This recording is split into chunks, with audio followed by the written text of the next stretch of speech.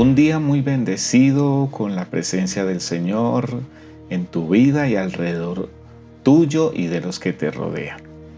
Estamos hablando de la iglesia y en este apartado especial, ¿qué es la iglesia? Nos aproximamos cada vez a una definición y yo creo que con mayor claridad vamos a poder entender o definir exactamente qué es la iglesia. Sin embargo, hoy les quiero compartir algo muy importante y que debe ser claro, o si no ha sido hasta hoy claro, que de hoy en adelante usted no tenga dudas acerca de esto. ¿De qué le voy a hablar? La iglesia es una.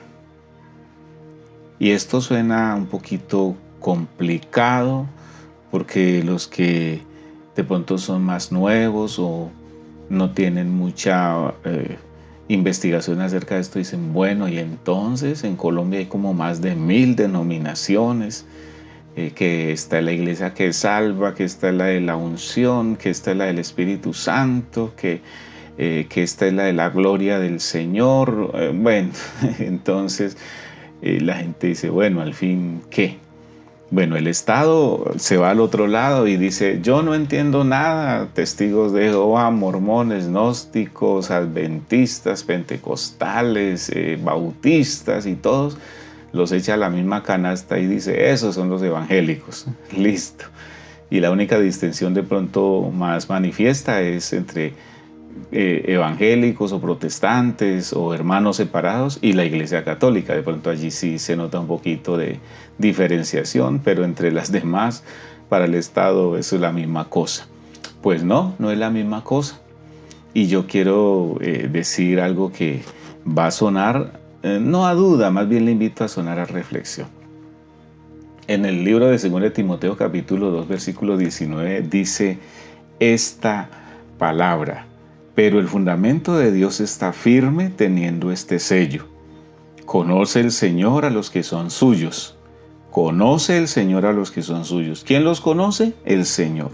Y apártese de iniquidad todo aquel que invoca el nombre de Cristo.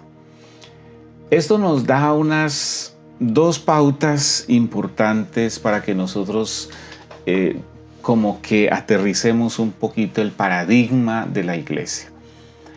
Ver miles y miles reunidos en un salón, en un escenario, un auditorio, mejor dicho, y decir, esta es la iglesia del Señor, bueno, eso no es cierto de verdad. Allí hay muchos reunidos que no son la iglesia del Señor. Ya lo decíamos en la meditación anterior, hablando del trigo y la cizaña, que Dios ni siquiera, o Jesús ni siquiera dijo pues que la separaran, porque el ser humano o a los líderes o a nadie le corresponde separar y decir este sí es verdadero, este es genuino, o un cristiano genuino o un evangélico genuino, y este no lo es. Simplemente el Señor dice este versículo que acabamos de leer: conoce el Señor a los que son suyos.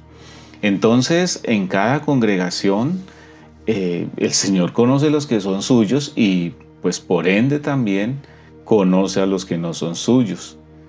Así que lo que este versículo me dice es que de todos los que se congregan en la iglesia, unos son y otros no son. Y eso es bien tremendo, pero así lo dice la palabra de Dios. Ahora, la iglesia es una.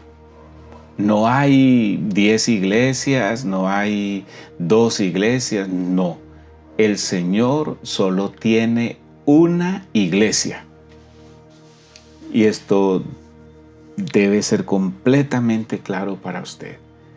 Que de pronto usted por condición estratégica vive en la ciudad, en el norte, entonces se congrega en un lugar donde hay un grupo de cristianos, un grupo de la Iglesia de Cristo, y allí en ese sector del norte de esa ciudad, allí se reúne usted, correcto, pero en el sur también hay otros y son la iglesia.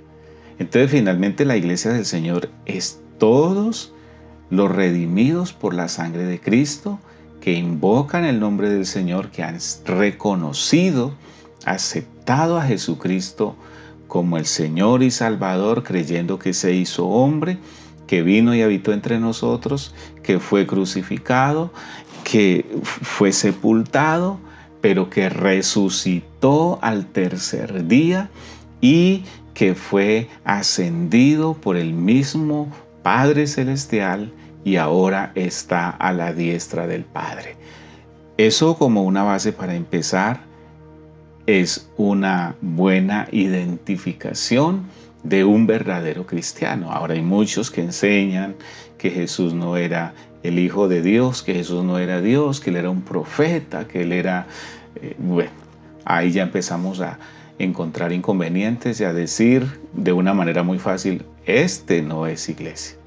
En San Juan 17 y el versículo 11 dice, y ya no estoy en el mundo, mas estos están en el mundo, y yo voy a ti, Padre Santo. A los que me has dado, guárdalos en tu nombre, para que sean uno, así como nosotros. La oración de Jesús es por la unidad, y la iglesia debe esforzarse por esto. En el versículo 20 dice una vez más, mas no ruego solamente por estos, sino por los que han de creer en mí por la palabra de ellos, para que todos sean uno, como tú, oh Padre, en mí y yo en ti, que también ellos sean uno en nosotros, para que el mundo crea que tú me enviaste. Hay varias preguntas alrededor de esto. Bueno, ¿cómo puede la iglesia del Señor, estando en zonas geográficas tan distintas, aún en ambientes culturales tan diferentes, idiomas que no todos los pronunciamos, los hablamos, cómo puede la iglesia vivir unida? Bueno, esa va a ser una respuesta que la conversaremos seguramente más adelante, pero por ahora yo quiero dejar esto en su corazón, mi amado hermano, mi amada hermana. La iglesia es una. No hay dos iglesias, no hay 10 iglesias, no hay 100 iglesias. Así que, hermano, yo recuerdo cuando estaba en la iglesia de pequeño, cantábamos un coro que dice una verdad bastante profunda y nosotros lo cantábamos sin siquiera pensar en el alcance que tenía esa canción. Esa canción decía, no me importa de dónde tú vengas, si detrás del Calvario tú estás, si tu corazón es como el mío, dame la mano y mi hermano serás. Ese coro tiene su mensaje en el sentido de que la iglesia del Señor está dispersa. Por eso los apóstoles, cuando escribían, por ejemplo, el apóstol Pedro escribe a la iglesia de Dios que está y empieza a mencionar distintas ciudades, regiones, porque la iglesia está allí, pero aún estando en otro lugar, zona geográfica distinta, ambiente cultural, costumbres y todo lo demás distinto, lenguaje distinto, conoce el Señor a los que son suyos, en Colombia, en América Latina, en África, en Asia, en todos los continentes. Conoce el Señor a los que son suyos y esa es su iglesia.